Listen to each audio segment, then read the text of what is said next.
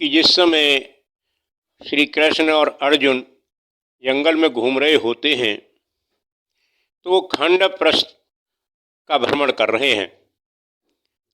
Khandava one में उनके सामने अग्निदेव आते हैं और हाथ जोड़ करके कृष्ण जी से प्रार्थना करते हैं कि हे देवों के देव, मैं बहुत दिनों से भूखा हूँ, मुझे जब भूख के लिए मैं तृप्ति की कोशिश करता हूँ तो उसमें इंद्र बाधक बन जाते हैं, कृपया मेरी भूख को मिटाइए। कृष्ण जी बोले, पूरा वृत्तांत बताइए।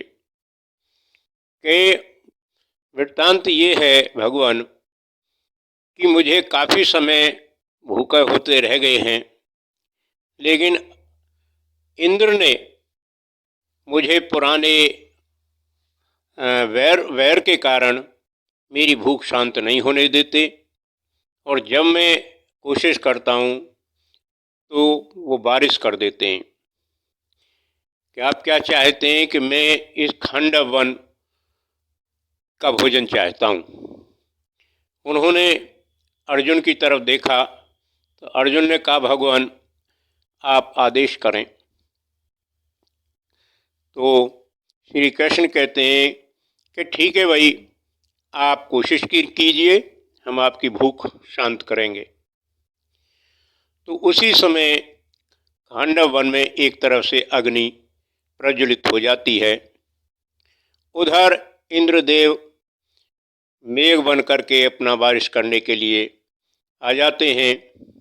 तभी अर्जुन ने बाणों से एक छत्रनुमा तैयार कर दिया है और पानी उस वन पर नहीं पहुंच पाता। बाणों का जो घुरमुट है वो तब तक रहता है जब तक कि वो खांडव वन जल नहीं जाता। उसमें से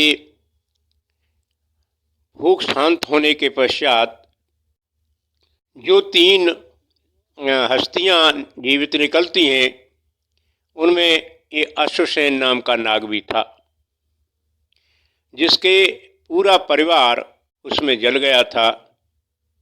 और बाहर आकर के अर्जुन से कहता है कि देखिए, आपने मेरा पूरा परिवार नष्ट कर दिया और मैं बगैर बदले के नहीं रहूँगा, मैं अपना बदला लेकर ही छोड़ूंगा।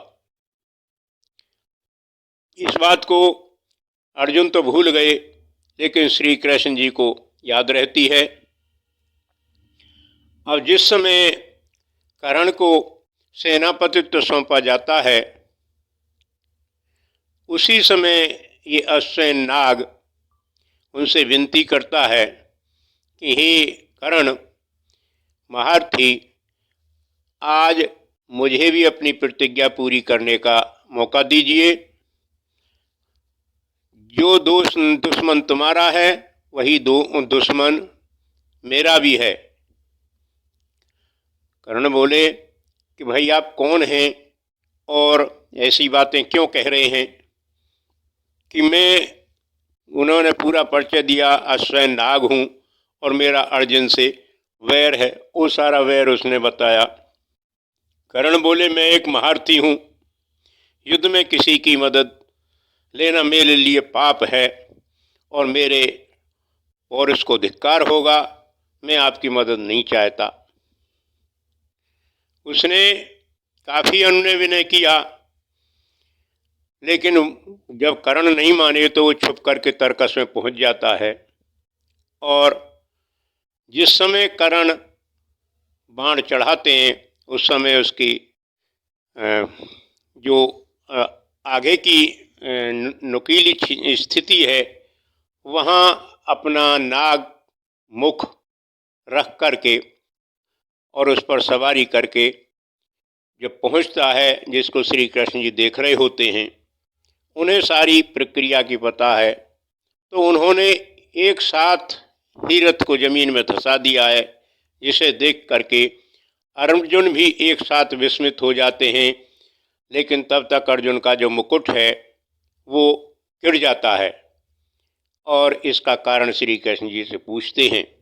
तो श्री कृष्ण जी सारी जो कथा है वो अर्जुन को बता देते हैं कि आज तुम्हारा बचना मुश्किल था, यदि समय पर अनायास मुझे तुम्हारा और इस अश्विन नाग का जो प्रक्रिया है वो याद नहीं आती तो आज तुम्हारा कर्ण के हाथों वध माना जाता, लेकिन था वो श्राप। तो साथियों, यूट्यूब चैनल चौपाल मारहरा को आप सब्सक्राइब करें और हमें जो भी मार्गदर्शन के लिए सुझाव दें उसे हम स्वीकार करेंगे। नमस्कार।